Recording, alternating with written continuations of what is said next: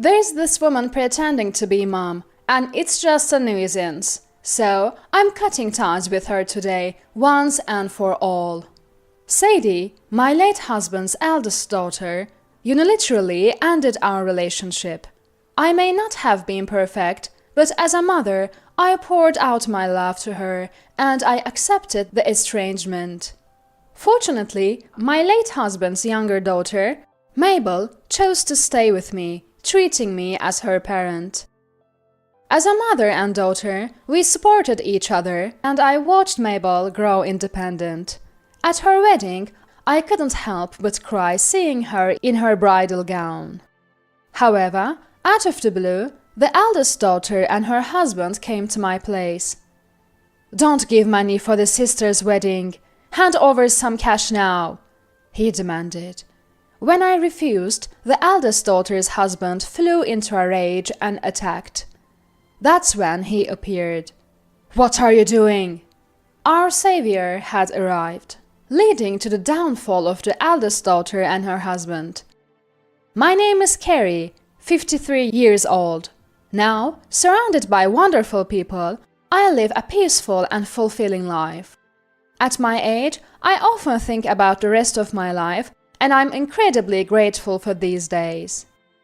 Still, I've had many share of struggles and minor misfortunes along the way. I met my husband, Chandos, at the company I joined after graduating from college. That was 20 years ago, and back then I was content being single. But then he came into my life. I'm the one who has to be chosen by Carrie, but if you say it's okay, I want to marry you. My husband had transferred from a regional branch, a single father in an unfamiliar city with 2 daughters. His wife had passed away, leaving him with the girls. I knew about it from colleagues even before we started dating, but as we grew closer, it became a serious consideration. He was always considerate towards me, and I could see that even now. That's why expressing his feelings wasn't straightforward for him. "I choose you. I want to support you, Sadie and Mabel." When I accepted his proposal, his stepchildren, Sadie and Mabel, were 10 and 5 years old, respectively. During our relationship, I interacted with both, trying to bridge the gap, however, awkwardly. I first aimed to become friends with my 2 stepdaughters, who were years apart in age. "What should we do today? What would you like for dinner?" After getting married, I quit my job at my husband's request and focused on household duties. My husband, having lost his first wife, felt more secure knowing I was at home. "I want hamburger steaks and tater tots." How about we pick one for today and the other for tomorrow?" "Then hamburger steak." "Okay, so Mabel wants hamburger steak. Sadie, what about you, Sadie?" "It doesn't matter to me. Anything's fine." "Are you sure? We can have hamburger steak and your favorite gratin." "Fine, as long as there's hamburger steak." Raising the 2 daughters had its challenges, especially with Sadie, the elder. Sadie was an elementary school student, 10 years old and fairly aware of herself and her family. She understood that accepting me, her second mom, as mom was up to her. Mabel, a preschooler, remembered her birth mom and her passing. But, perhaps due to her younger age, she was more quickly adapting to our new life. The difference in their adaptation became more apparent in their attitudes towards me. Sadie called me Carrie, Mabel called me Mom, and was affectionate. "Carrie, you don't have to come to the parent-teacher conference. Dad will come, or if he can't, it's okay if no one comes. Just don't come, Carrie." "Oh, please just don't come." Sadie started to distance herself from me. "The surgery might be successful, but I can't say for sure about the recovery." 5 years into our marriage, my husband tragically passed away in a traffic accident. When we rushed to the hospital with the girls, That's all the doctor could tell us. After a severe head injury, my husband died the day after the surgery. After the funeral and the other formalities, a new life began for me and the two girls. Sadie was in the 8th grade, Mabel in 4th. Together with their grandparents and relatives, we discussed our future. Ultimately, they continued to live with me, but my relationship with Sadie might as well have ended completely after my husband's death. Maybe Dad shouldn't have remarried. He just had bad luck. Sadie. One day, Sadie muttered something that I think stemmed from the sorrow of losing both parents so early. I couldn't quite grasp her true feelings. Especially Carrie, who barely knew us. What was Dad thinking marrying her? I mean, it's sad for Mom. I could say my efforts to connect with Sadie weren't enough. Still, I tried to be caring, even if I couldn't quite be a mom. Carrie might be content just acting like a mom. That's not it. Even if you don't accept me, I'm here for you and Mabel. That's what I don't need, the mom-like stuff. We're basically strangers, let's just leave at that. You are a stranger, not a parent. Stop trying to be a friend. It's presumptuous. Sadie completely rejected me. Yet, I still had to ensure Sadie and Mabel were well cared for and safe. After becoming a housewife, I started working part-time. Mom, are you okay? Mabel was quietly concerned about me, struggling with my relationship with Sadie. Being friendly with me felt like a betrayal to her sister. Even as a child, she was burdened with this complicated consideration. I regret not handling things better, but at that time, I was too consumed with day-to-day survival. My first goal was to get Sadie through high school, then on to college or vocational school if she wished. I'll go to a college far away. That way, we don't have to see each other. Deciding to attend college, Sadie showed me the materials and coldly spoke. Don't do anything. Don't even speak to me. While studying, I was strictly instructed not to interact with her. Once I prepared a snack, but she threw it away right in front of me, making it clear I was unnecessary. After Sadie got into her desired college, she left home. I remember feeling more emptiness than loneliness after seeing her off. Living with Mabel, now a high school student, the tension in the house disappeared. Hey Mom, I'm thinking of getting another part-time job. Mabel, you're in high school. You should be focusing on your studies, not money. But I want to save up for further education. Mabel was always worried about causing me trouble or hardship. No matter how much I assured her it wasn't necessary, she was determined. I have to be strong for Mom and Dad who aren't here. Mabel was a resilient girl, juggling multiple jobs, enjoying school life. Never skimping on helping around the house and always prioritizing being home. That's why she chose a nursing school within commuting distance. Being a nurse, I can survive on my own, and I can take care of Mom too, she said, laughing, assuring me not to worry about the future. Mabel eventually graduated from nursing school and found a job. I guess my mission is complete. I muttered to my husband's photo, updating him on our daughters' lives. It wasn't a peaceful journey. Our relationship wasn't perfect. But I raised them without sickness or harm and fulfilled my responsibility. My sister is getting married, Mabel said. Really? Yeah, she called the other day. She wants to meet you, Mom. 2 years after Mabel started working, I was informed of this news. Mabel, as a sister, stayed connected with Sadie. Apparently, they kept in touch for seasonal greetings and important updates. Through Mabel, I arranged a meeting date. 2 weeks after our initial discussion, Sadie returned home for a family meeting, the first time in several years. It's been a while, you look well. What? You'd prefer if I weren't? Our reunion was met with bitter words.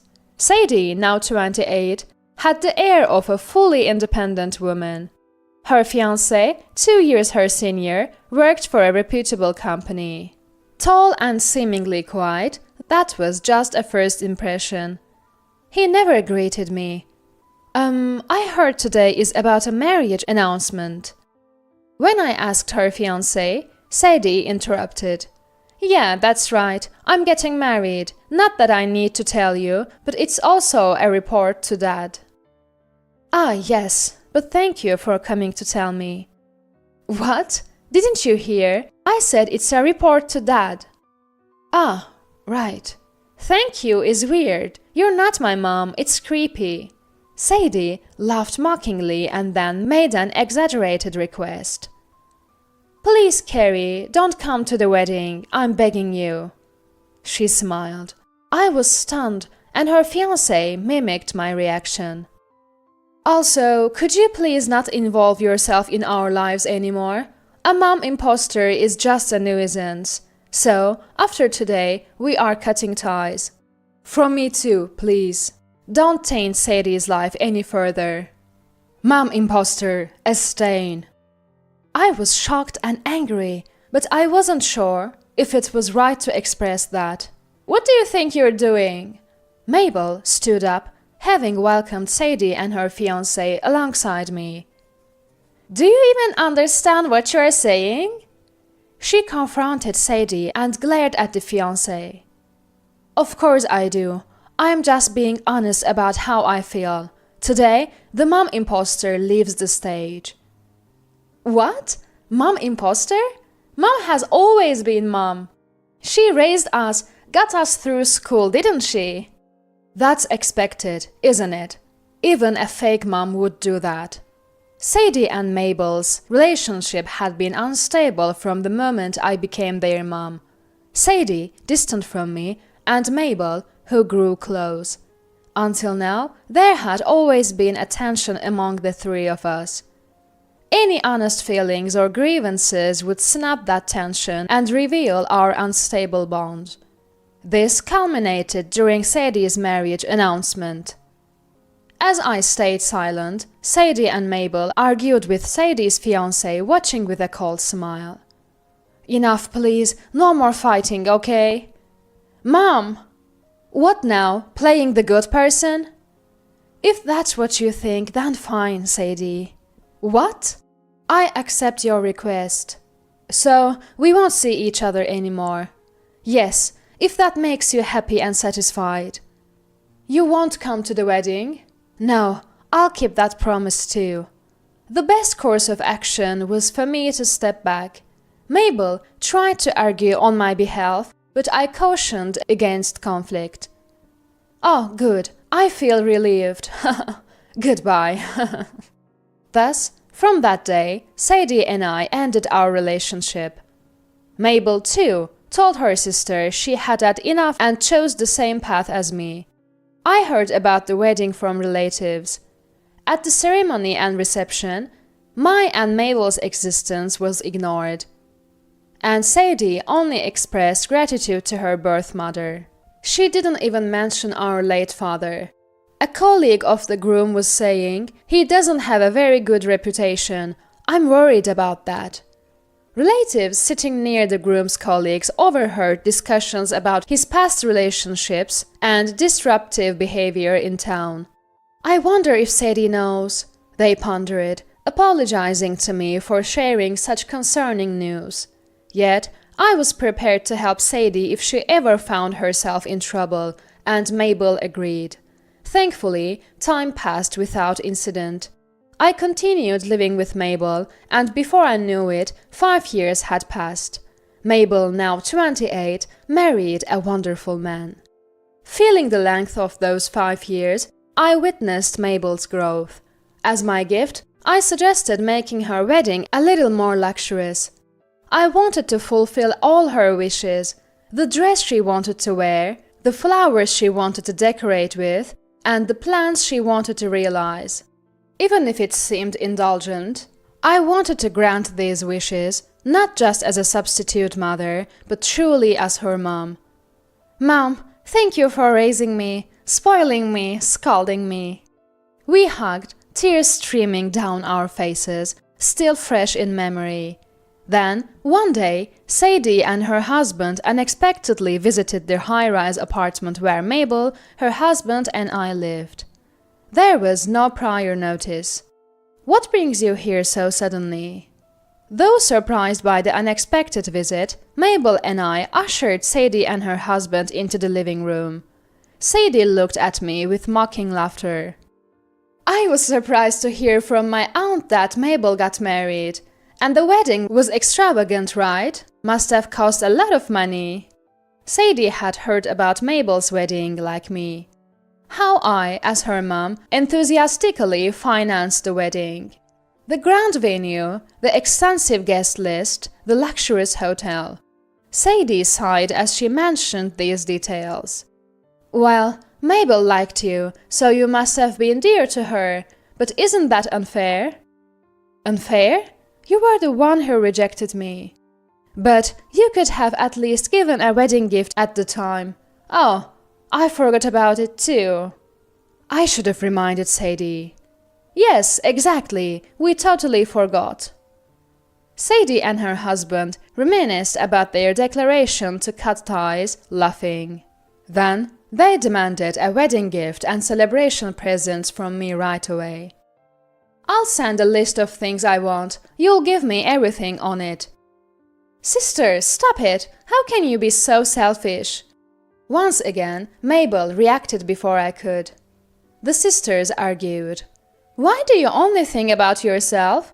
What? You've been living the good life too." "Like what?" "I heard your husband is quite wealthy, so you must be rich too, right?"